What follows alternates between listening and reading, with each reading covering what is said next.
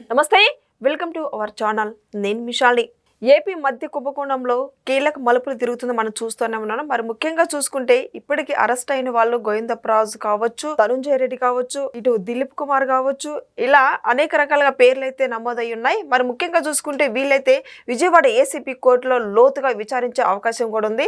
అయితే ఇక్కడ మనం ముఖ్యంగా ఇంకొకటి తెలుసుకోవాల్సింది, చెవిరెడ్డి భాస్కర్ రెడ్డి అంటే మోహిత్ రెడ్డి వాళ్ళ కొడుకు. అయితే ఆయన ఇప్పుడు విచారించే టైంకి రేపటికి ఆయనకి నోటీసులు ఇచ్చారు 25వ తేదీన. అయితే సరే, ఆయన కోర్టుకు వచ్చే అవకాశం ఉందో లేదో తెలియదు కానీ సో ఇప్పుడైతే ఆయన అజ్ఞాతంలోకి వెళ్ళిపోయారు.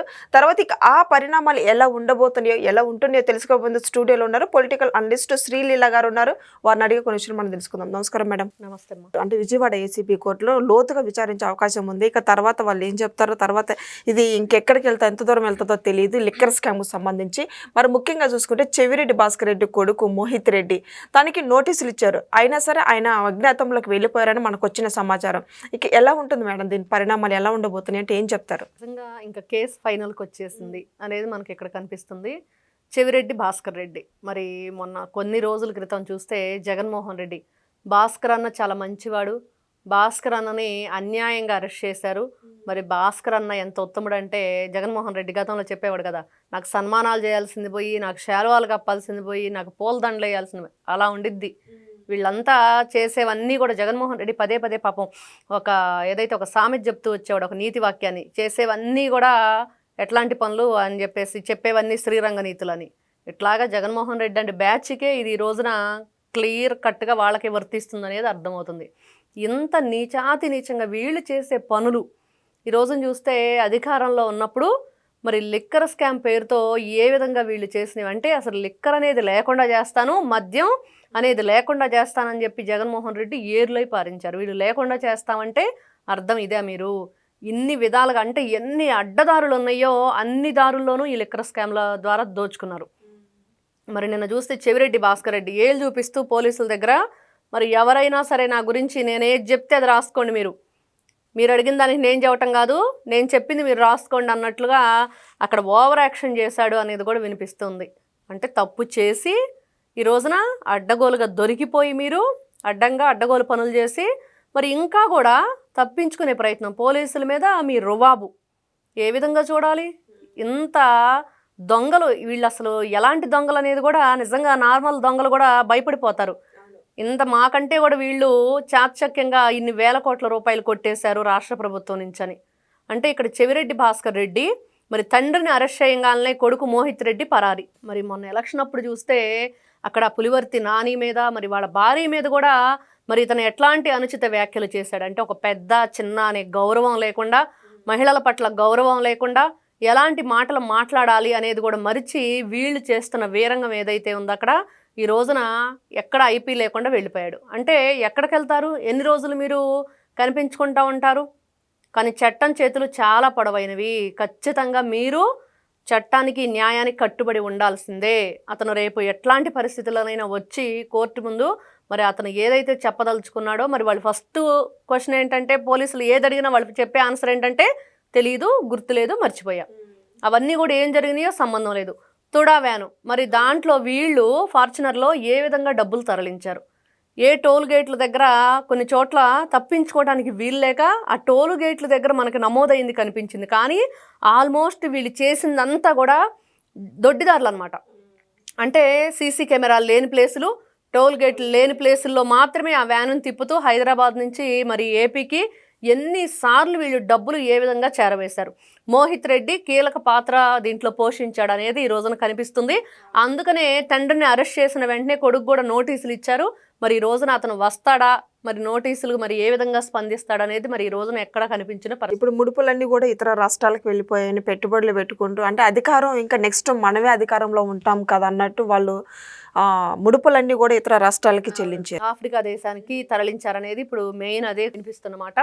ఇక్కడ ఎవరైతే రాజ్ రెడ్డి అసలు ఫస్ట్ డే 1లోనే నుంచి కూడా అతను చెప్పుకుంటూ వచ్చేది ఏంటంటే, అసలు నాకేం తెలియదని.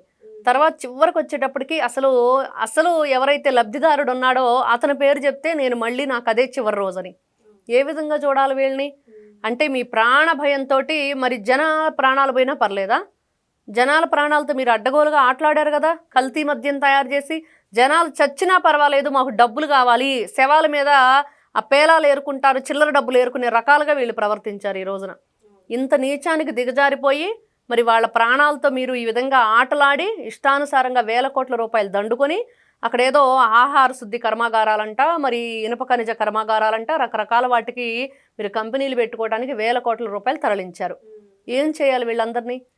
మరి ధనుంజయ రెడ్డి అన్న చాలా మంచివాడు అని చెప్తాడు జగన్మోహన్ రెడ్డి. మరి కృష్ణమోహన్ రెడ్డి అన్న చాలా మంచివాడు. మరి నిన్న ఆ కారు తొక్కించాడు, ఆ కారు ధనుంజయ రెడ్డి అన్నే కొన్నాడంట మరి జగన్మోహన్ రెడ్డి కోసం. అది అతని పేరునే ఉంది, అతనే కొనుగోలు చేసింది ధనుంజయ రెడ్డి అనే వ్యక్తి. మరి వీళ్ళు చేసే పనులు, వీళ్ళు ఏ విధంగా వీళ్ళ ప్రవర్తన, వీళ్ళ ఆలోచన విధానం, ఈ రోజున మాట్లాడే మాటలు, ఆ కారు తొక్కించింది కూడా ఏ అని చెప్పేసి ఆ వీడియో ఒరిజినల్దే కాదని చెప్పేసి రోజారెడ్డి గారు మాట్లాడే మాటలు. అది ఏ కాదని ఆవిడ నిరూపించగలిగిద్దా? నిరూపిస్తే గనక మరి ఆవిడ అది ఏ కాదు అని చెప్పి తేలితే మరి ఈ రోజున ఆవిడ పోలీసుల ముందు లొంగిపోయిద్దా? చేసినవన్నీ నేను తప్పు ప్రచారం చేశాను, మరి నేను కూడా దీంట్లో ఎవరైతే ఖైదీలను నేను రక్షించడానికి ప్రయత్నం చేస్తున్నానో నాకు కూడా బాగుందని ఒప్పుకునిద్దా? ఇన్ని విధాలుగా వీళ్ళు రాష్ట్రాన్ని సర్వనాశనం చేయడానికి కంకణం కట్టుకొని ఇంకా ఈ 5 సంవత్సరాలు సరిపోలేదు, మేము ఇంకా ఇదే పనిలో ఉంటాం, ఈ విధంగానే చేస్తాం అన్నట్లు తప్పించి, ముఖ్యంగా ఈ మద్యం కుంభకోణం ఏదైతే ఉందో మరి అంతిమ లబ్ధిదారుడు మొన్నటి వరకు కూడా ఈ ప్రణయ్ ప్రకాష్ అనే వ్యక్తి అరెస్ట్ అయిన తర్వాత అతను చెప్పాడు తాడేపల్లి ప్యాలెస్ నుంచి ముడుపులు తీసుకొచ్చామనేది. ఆ మూటలు ఏవైతే ఉన్నాయో అవన్నీ మరి ప్రణయ్ ప్రకాష్, మరి చాణక్య, ఎవరైతే రాజకాస్ రెడ్డి, చెవిరెడ్డి, మరి రేపు వచ్చే మోహిత్ రెడ్డి, మళ్ళీ అతను అసలు రేపు ఏదైతే వీళ్ళు విచారణకు రమ్మంటే అతను వస్తాడా రానా అనేది కూడా ఇక్కడ పెద్ద క్వశ్చన్ మార్క్ లాగా ఉంది. ఎందుకంటే వీళ్ళంతా కూడా తప్పించుకొని పారిపోతున్నారు తప్పించి ఎక్కడా కూడా మేము నిజమే చెప్తున్నాము, మేము ఎక్కడా కూడా తప్పు చేయలేదని నిరూపించుకోవడానికి ఎక్కడా కూడా వాళ్ళు తప్పు చేయకుండా ఉంటే నిరూపించుకోగలుగుతారు. కేవలం మాటలు మాత్రమే చెప్పగలుగుతున్నారు మేము తప్పు చేయలేదని. నిరూపించుకోవడానికి ఎటువంటి ఆస్కారం లేకుండా ఈ రోజున వాళ్ళు కొట్టుమిట్టాటలు ఆడుతున్నారు.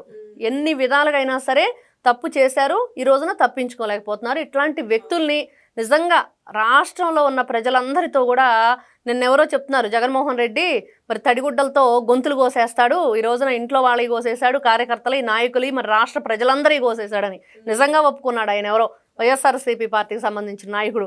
మరి ఇవన్నీ కూడా నిజాలు అలానే ఒక్కోసారి బయటకు వస్తాయి. ఖచ్చితంగా కూటమి ప్రభుత్వం అయితే ఈ రోజున ప్రజలకి న్యాయం చేసే వైపే నడుస్తుంది. ఇట్లాంటి వ్యక్తులకి శిక్ష తప్పదు. మేడం, ఈరోజు ఏసీపీ కోర్టులు నలుగురిని అంటే లోతుగా విచారించే అవకాశం అయితే ఉంది ఈరోజు. మరి తర్వాత బిగ్ బాస్ పేరు చెప్తారా? మరి ఏం చెప్తారంటే ఏం చెప్తారు మేడం? మొన్నే చెప్పాడు రాజకాస్ రెడ్డి, నా వల్ల కాదు, నేను చెప్పలేను, నాకు ఇదే చివరి రోజు అని.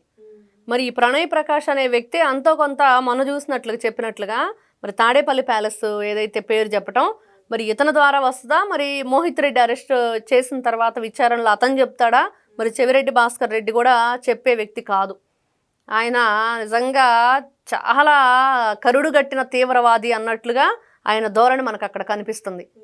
ఎందుకంటే పోలీస్ స్టేషన్కి వెళ్ళి ఈరోజు నువ్వు తప్పు చేసి ఎక్కడో పారిపోతూ ఎయిర్పోర్ట్లో లుకౌట్ నోటీసులు ఉన్నాయి కాబట్టి నిన్ను పట్టకొచ్చి ఈ రోజున విజయవాడ స్టేషన్లో పడితే వేలు చూయిస్తూ పోలీసులకే వార్నింగ్లు ఇచ్చే స్టేజ్లో ఉన్నాడంటే మరి కరుడుగట్టిన తీవ్రవాది కంటే అన్యాయంగానే కనిపిస్తున్నాడు అతను.